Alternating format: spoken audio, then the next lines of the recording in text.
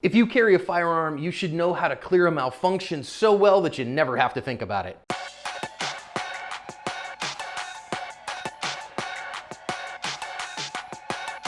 Welcome to today's Active Self-Protection bonus badge cam lesson.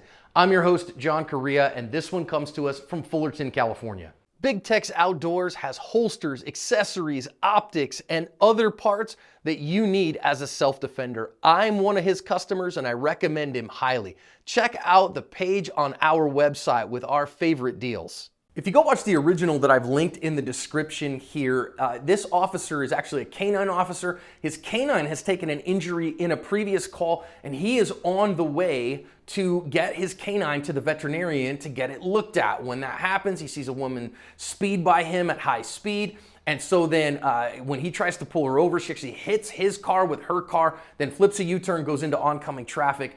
And this is where we find him. And as he comes out, she is getting out of the car. From there, let's listen in. 93K, shots fired, shots fired. Show me your hands! Show me your hands! I got suspect down on the freeway. I need medics, please. Get back in the car! Get back! Oh! Yeah, you see the 417 on the ground? I'm gonna be on the east on 91. Don't move! Put your hands out to your side! Don't move! Hey, stay back, stay back, stay back. Get back. Roll over on your stomach! Roll over on your stomach! Do it now! Put out your hands to your side! Put your hands out to your side! Hey, you got me covered, partner? Hey, I gotta clear this car. Just hold her, hold her. I got another LAPD unit with me. Yo, were you with me? Put your hands behind your back. Unit 97 with you.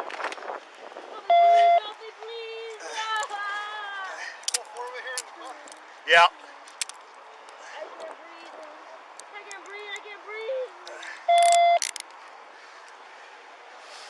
Where you hit, ma'am?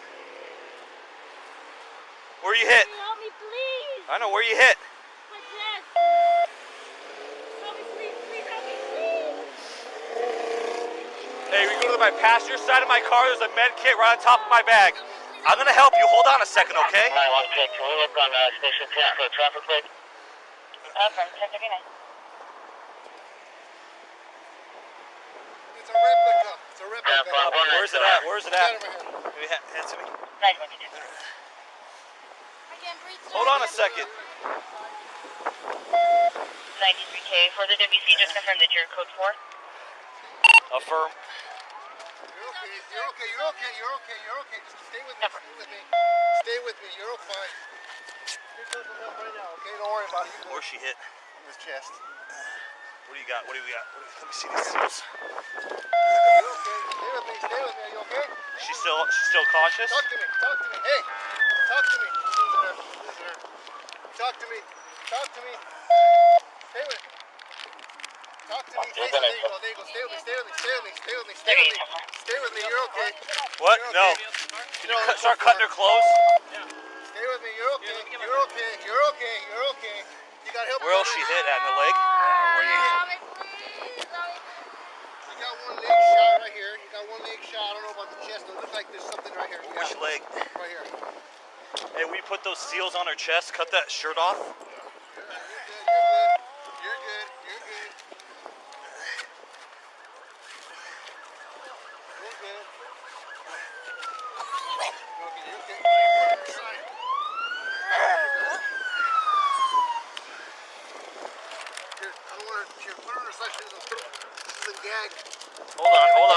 Hold on.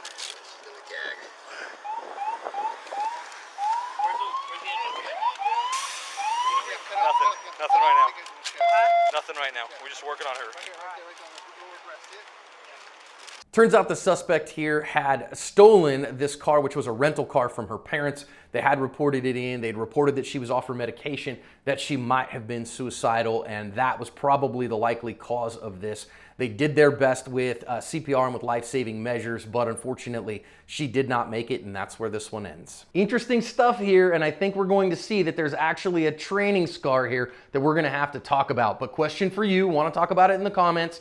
How much have you trained to clear malfunctions? And what is the malfunction clearance that you've most often trained? I'll bet you got that training scar too, so let's talk about it in the lessons. I think this is the kind of stuff that officers have to deal with on a regular basis, as crazy as it is. He looks for help, then he gets out. Again, this woman has done all kinds of crazy stuff to him, and so let's talk first of all about him having the gun out and in hand. Is that reasonable? The answer here is yes. Again, officers draw firearms when they think it reasonable, that a reasonable officer, knowing their training, might reasonably believe that they might immediately need it in order to control a suspect or to defend their life. Given the fact that she's hit him with her car, that's aggravated assault on a police officer, she's run from the cops, those kinds of things, then he has every reason to suspect this is going to be a felony stop. So this is a reasonable thing for him to have his gun in his hand, and thank God he did. So now he's got to go and find her because she's not sitting in the driver's seat of the vehicle. Now it's a game of cat and mouse, and you have to become hunter here and not rabbit. That's a big deal. Be the hunter, not the rabbit. So he goes to find what's going on and where that is. Has the gun in his hand, but only has it in one hand here. You can see his support hand is off the gun. I would recommend here, again, if I think, gosh, what is going on here? I think it might be immediately necessary to start with two hands on the gun so you can have a great grip on the gun, because we can see on the far right here that she actually has her gun up and pointed at him. Now, if you go read the news story linked in the description, it actually was a replica. It was not a real firearm, but there's no way for him to know that. And if that was a real gun, she would have definitely gotten shots on him. So two hands on the gun when we're being hunters and not rabbits. And it's going to take him a good bit, about a full second, to get a shot off from there, because he has to realize what's going on, get the gun in two hands, get it up to his eye level, and get a shot off. I will note a couple things here. We see that he does have a malfunction, and I think the likely cause of that malfunction is his grip. If you look here, he has a really poor grip on the handgun. You want your fundamentals to be so strong that your grip on the gun is absolutely natural. You don't have to think about it, and you are unconsciously competent at it. And the only way to do that is to get good instruction and get a lot of reps in dry fire. Can't tell you enough. Get those good dry fire reps.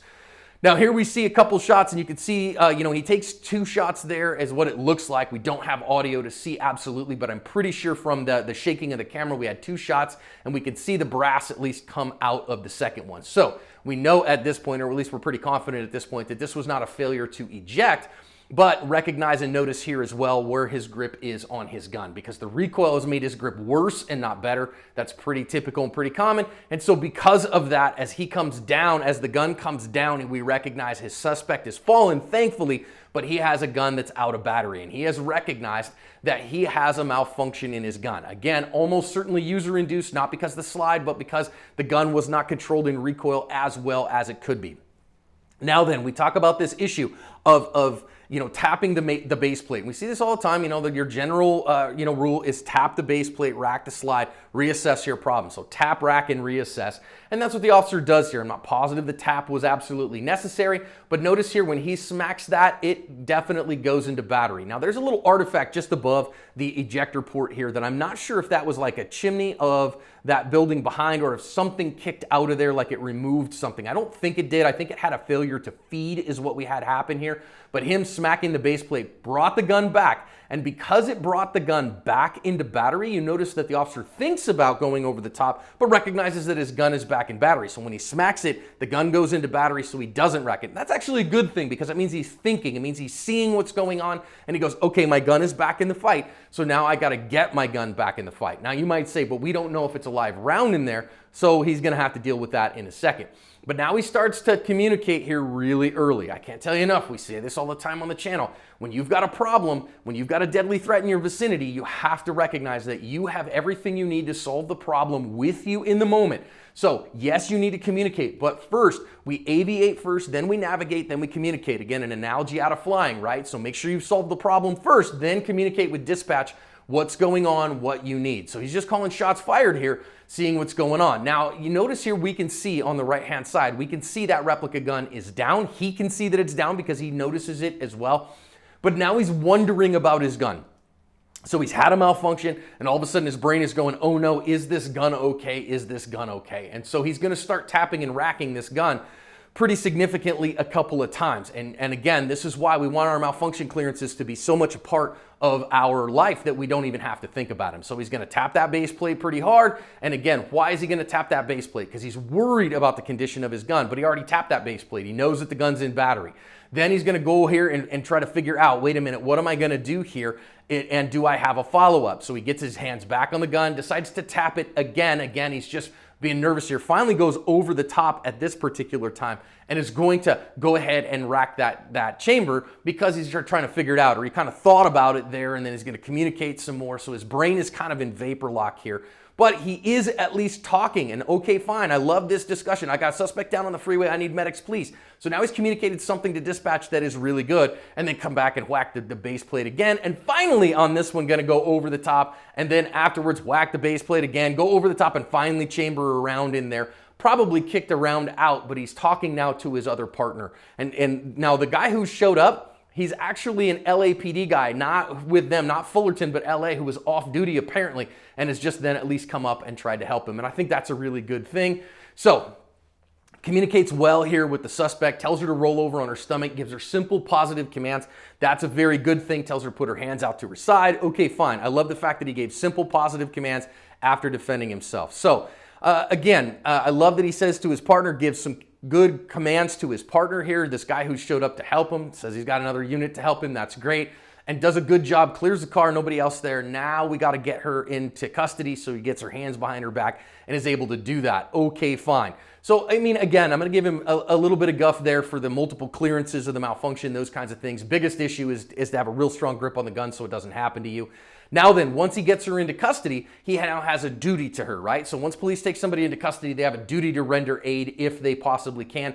And he does. I love, number one, that he has his medical kit in his vehicle. Tells the guy, hey man, do me a favor, go get my med kit. And that guy does that in a hurry. I would strongly recommend to all my law enforcement viewers that they have a strong med kit in their car for others. And I would strongly recommend that you have an individual first aid kit on your person for you, whether that's in an ankle or a pouch on your vest or however that works. But I'd strongly recommend having a stout medical kit and some good training in order to stop the bleed, because these kinds of things are, I think, evidence that our officers are not trying to kill people. They're trying to stop threats that occurred to them. He didn't ask for this threat to come his way, and then they do what they can in order to save life. And it's going to take several minutes for the ambulance to get there and those kinds of things, but I love that the officer here saw the need for a chest seal, get that chest seal on her stat, and saw the need for a tourniquet. You can see here that's actually a soft T wide that he's using, which is one of my recommended tourniquets, one I carry in my individual first aid kit on my ankle every day, and does a good job of getting it set so then that way she doesn't bleed out from that stuff. Unfortunately, even despite their best efforts, it didn't work and she passed away. But I think the officer did pretty exemplary in that. An overall thing here, I think the officer got enough marksmanship, but let's learn a little bit of stuff here about making sure that we are the hunter and not the rabbit. Let's make sure that we know how to be unconsciously competent with our grip so that we don't cause user-induced malfunctions in our gun. Let's make sure that we learn how to clear those malfunctions quickly and reliably the first time so that we don't wonder what's going on with our gun and have to do it multiply. Let's make sure we use that analogy from the flying community of aviate first, then navigate, and then communicate as we seek to cover our ASP.